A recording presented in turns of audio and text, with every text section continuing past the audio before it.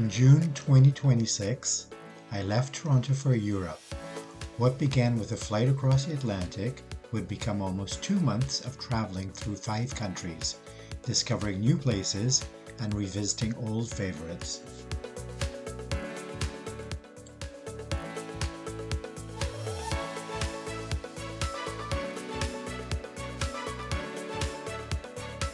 From Poland, we flew south to Albania, a country that would become one of the great surprises of the trip.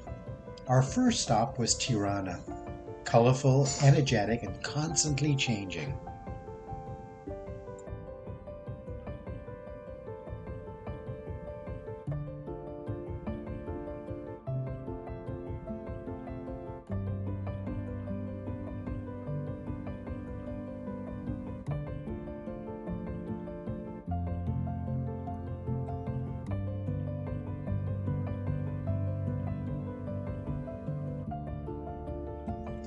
One of our first glimpses into Albania's recent history came underground at Bunk Art.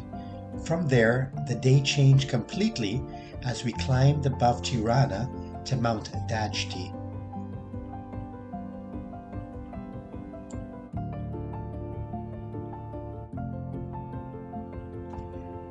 We left from Tirana by road and headed south. Mountains dropped towards the sea, the roads followed the coastline, and Albania revealed an entirely different side of itself.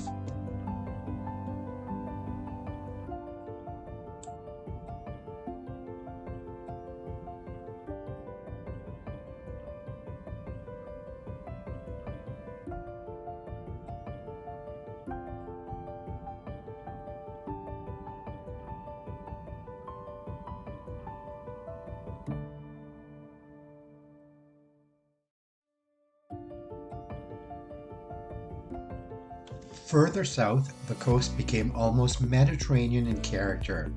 Turquoise waters, beaches, boats, and the seaside towns of Sarandë and Ksamil.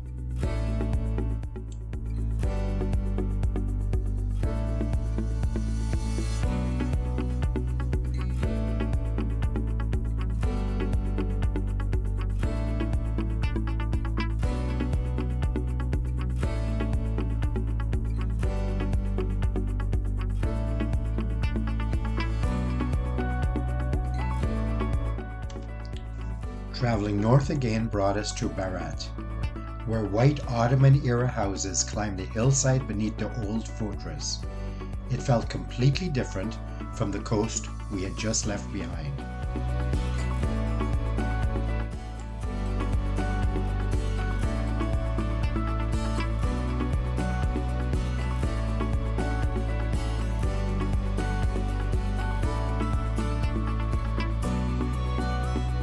Our final Albanian stop was Durrës on the Adriatic coast.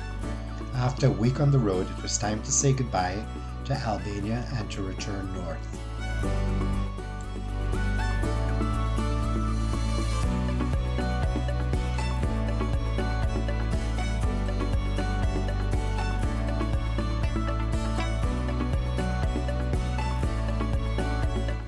Back in Poland, the pace slowed. These days were less about sightseeing and more about time together, meals, familiar places, and everyday life before the next part of the journey.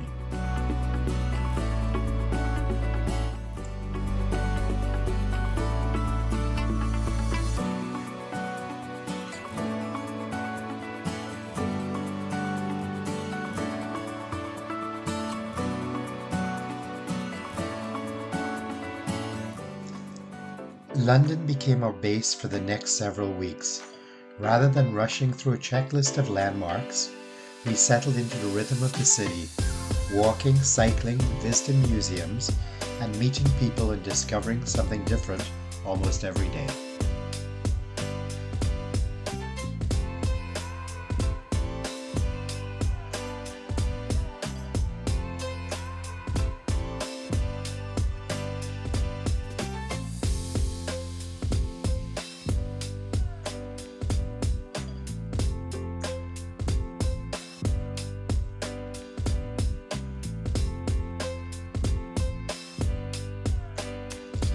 we also escaped the city.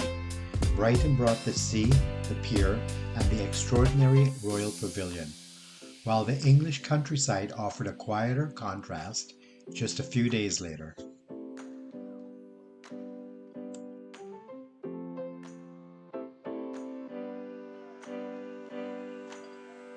As July moved on, London had begun to feel less like a destination and more like a home for a while. There were still places to see, but some of the best memories were simply the people, meals, and the ordinary moments along the way. Portugal marked another change of pace. We began around Setúbal before returning to Lisbon. Tiled facades, broad squares, old streets, and the unmistakable light of a Portuguese summer.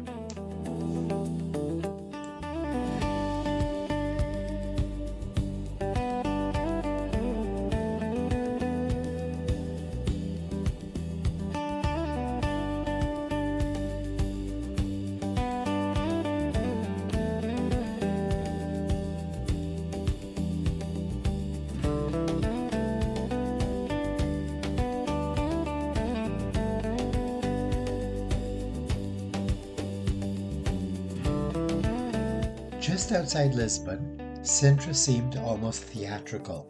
Palaces, gardens, and hills, before the road brought us back towards the Atlantic and the coast at Cascais.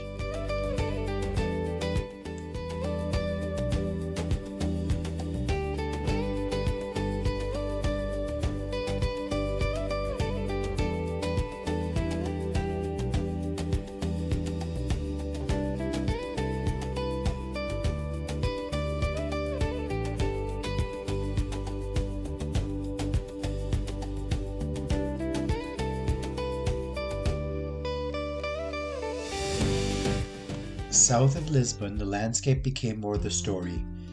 Cabo Espichel above the Atlantic, the fishing town of Sesimbra, and the winding roads and beaches of Arrábida.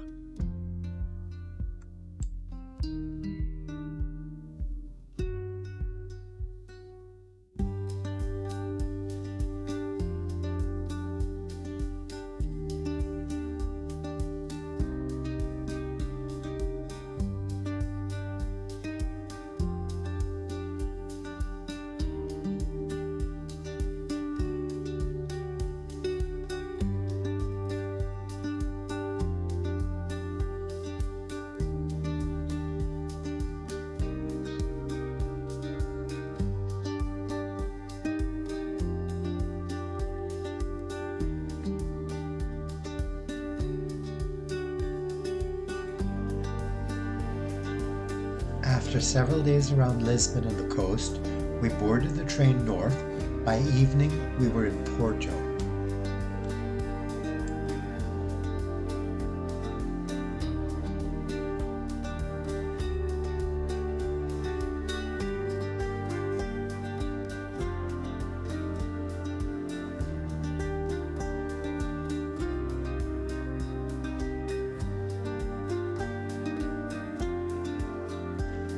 Porto quickly became one of those cities best discovered on foot.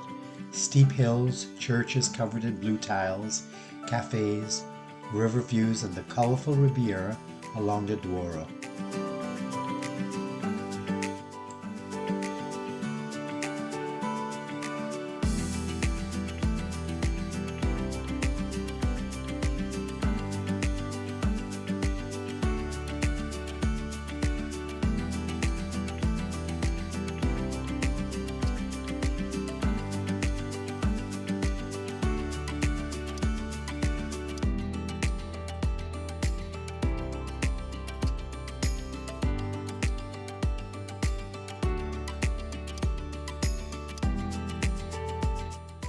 A short drive from Porto took us back several centuries at Santa Maria da Feira and its medieval festival.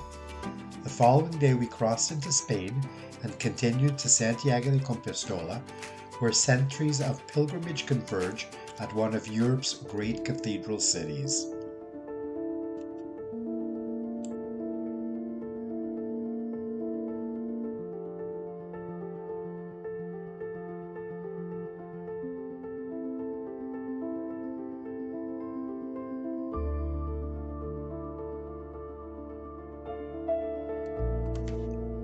last days were slower, another walk, another view of the Atlantic, another meal, and a little more time simply enjoying Porto before the journey home.